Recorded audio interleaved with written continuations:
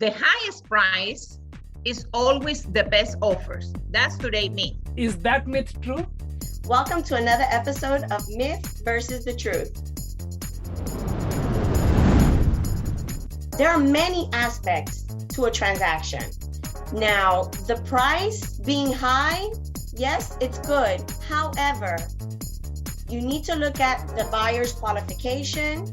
You need to make sure that the buyer gives a great deposit, a good deposit.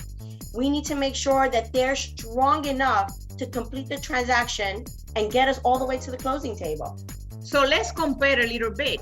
If you have a cash offer and you have just a little higher financial offer, you have to understand that when you get a cash offer, is no contingencies attached. You're going to find that you don't have to pass the hurdle of the inspection. You don't going to go over any appraisal from the bank.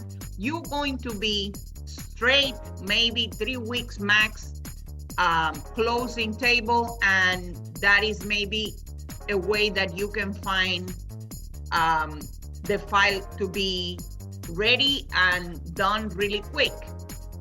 On the other hand, financial has to go for different aspects and have to go through bank, and people just negotiate over each and every aspect on this contract. So you choose. Is not always the higher is the best.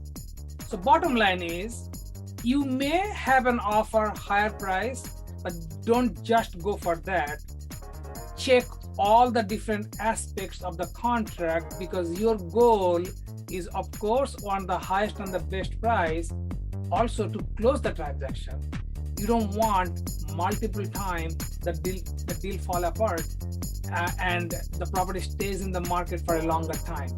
So today's lesson is, don't only check the highest price for an offer. Hopefully you found this information helpful to help you make that decision on selecting the right offer for your property. See you next week in another episode of Myth versus the Truth.